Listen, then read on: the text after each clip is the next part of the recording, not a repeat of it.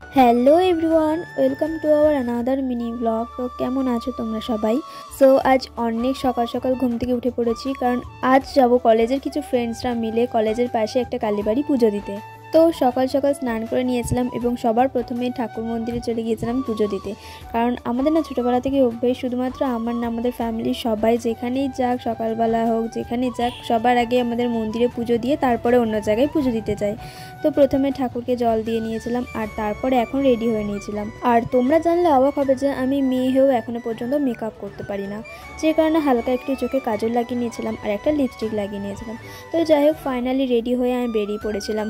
আর আজ যেহেতু বাবা আমাকে বাস স্ট্যান্ড দিয়ে আসতে পারবে না, কারণ বাবা গিয়েছে রাস পূর্ণিমায় নবদ্বীপ অ্যান্ড ডাইহাট, তো সেই কারণে আমি একাই বেরিয়ে পড়েছিলাম। আর টোটো করে চলে আসি হচ্ছে bus stand, and bus stand থেকে চলে আসি স্টেশন। তো ফাইনাল স্টেশন থেকে ট্রেন ধরে আমি সিউড়ি পৌঁছে যাই এবং ওখানে কিছুক্ষণ অপেক্ষা করার পর আমরা ওখান থেকে মিষ্টি, ফল এবং ধূপকাঠি, মোমবাতি ওইসব কিনে নিই, কারণ বাড়ি থেকে আমরা কিছু নিয়ে যাইনি। তো তারপর আমরা মন্দিরে পৌঁছে যাই এবং তখনও মন্দিরটা বন্ধ ছিল। মন্দিরটা এমনিতে খোলামেলা, খুব শান্ত পরিবেশের, কিন্তু যে মেন ঠাকুরটা যেখানে থাকে, মায়ের মন্দিরটা, সেটা বন্ধ ছিল। তো যে কারণে আমরা একটু আশেপাশে সমস্ত জায়গাটা ঘুরে দেখছিলাম কি আছে না আছে। তো সত্যি কথা বলতে খুবই শান্ত একটা পরিবেশে রয়েছে মন্দিরটা। আর তারপরেই দেখা হয়েছে, দেখো এরকম একটা কিউট ছোট্ট বিড়ালছানার সাথে। ও কিন্তু খুবই মিষ্টি আর প্রচণ্ড ছোট।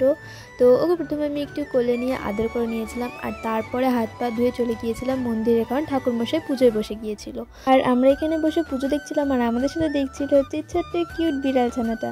তো ফাইনালি 1 থেকে 1.5 ঘন্টা পুজো দেখার পর তারপর আমাদের পুজো কমপ্লিট হয় এবং আমরা বাইরে চলে আসি। তারপর বাসে করে চলে আসি বাস স্ট্যান্ড। অ্যান্ড সকাল থেকে যেহেতু কিচ্ছু খাইনি, সেখানে সবাই মিলে খেয়ে নিয়েছিলাম হচ্ছে ছোলা ভাটুরে। অ্যান্ড তারপর সেই সময় সিউড়িতে কোনো ট্রেন অ্যাভেলেবেল না থাকায় আমি স্টেট বাস ধরে সোজা চলে আসি সিটি সেন্টার, এবং সেখান থেকে আমি আবার এজন বাস ধরে চলে আসি খোলা মার্কেট।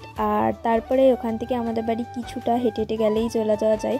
তাই আমি চিপস কুরকুরে খেতে খেতে বাড়ির দিকে যাচ্ছিলাম। আর এই চিপস আর কুরকুরেটা কিনেছিলাম আমি বাসে খাওয়ার জন্য, কারণ যেহেতু অনেকটা রাস্তা ট্রাভেল, সেই কারণে আমি এটা কিনেছিলাম যাতে বাসে কোনো রকম কোনো বোর ফিল না হয়।